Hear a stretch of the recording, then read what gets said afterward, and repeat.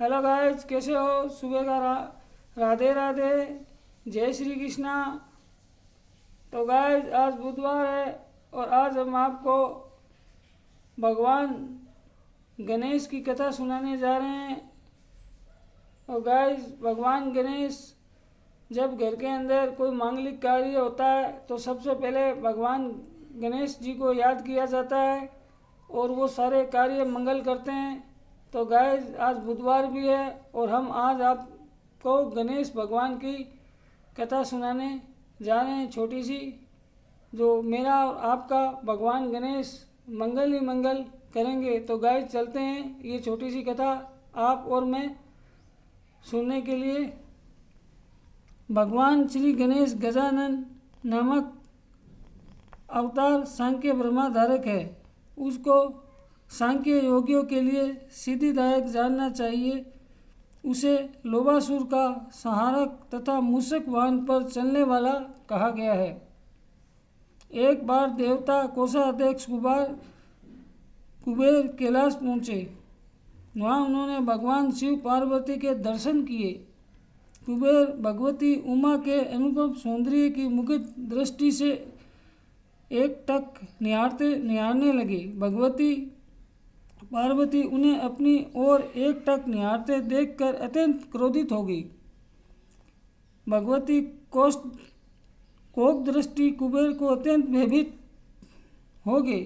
उसी समय भयभीत कुबेर से लोभासुर उत्पन्न हुआ। वह अत्यंत प्रतापी तथा बलवान था। लोभासुर दैत्य गुरु शुक्राचार्य के पास गया। उसने शुक्राचार्य के चरणों में प्रणाम कर उसे शिष्य बनने का निवेदन किया। आचार्य ने उसे पंचाश्री मंत्र ओम नमः शिवाय की दीक्षा देकर तपस्या करने के लिए वन भेज दिया। निर्जन वन में जाकर उसे प्रबल असुर स्नान किया। फिर भस्म धारण कर वह भगवान शिव का ध्यान करते हुए पंचाक्षरी मंत्र का जाप करने लगा। वह अन्न जल का त्याग कर भगवान शंकर की प्रसन्नता के लिए घोर तप करने लगा। उसने दिव्य सशस्त्र वर्ष तक अखंड तप किया। उसकी कठोर तपस्या से प्रसन्न होकर भगवान शिव प्रकट हुए। लोभासुर देवादिदेव भगवान शिव के चरणों में प्रणाम कर उनकी स्तुति करने लगा। और दानी भगवान शंकर ने वर देकर उसे तीनों लोकों का निर्भय कर दिया।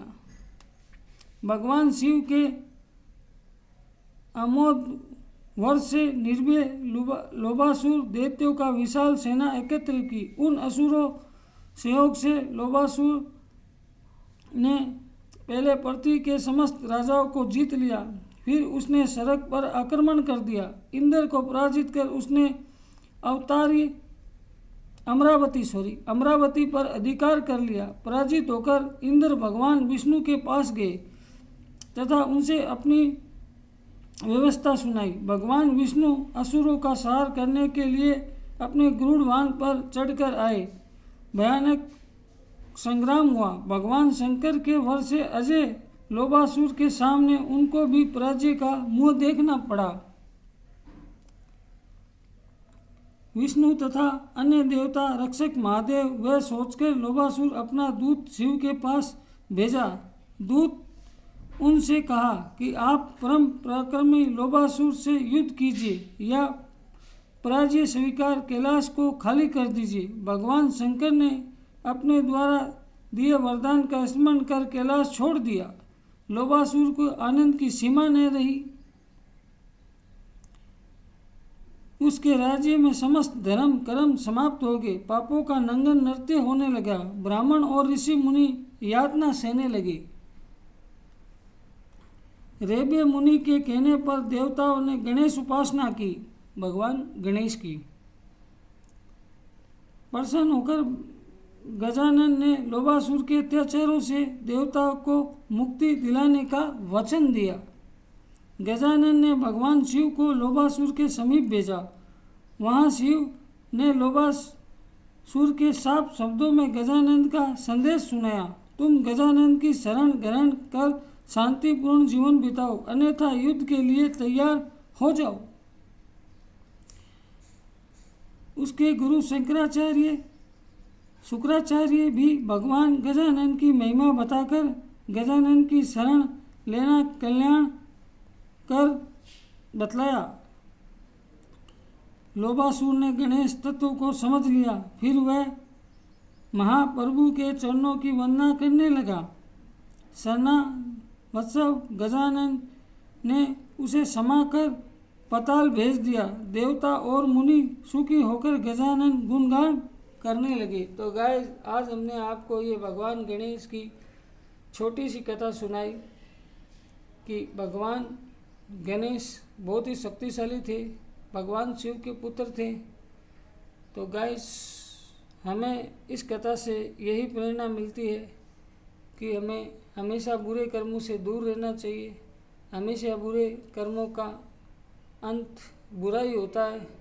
तो गाइस, हमारे चैनल को ज़्यादा से ज़्यादा लाइक करें, सब्सक्राइब करें, कमेंट करें। जय श्री कृष्णा, राधे राधे, जय श्री गणेश। तो गाइस, आज के लिए इतना ही।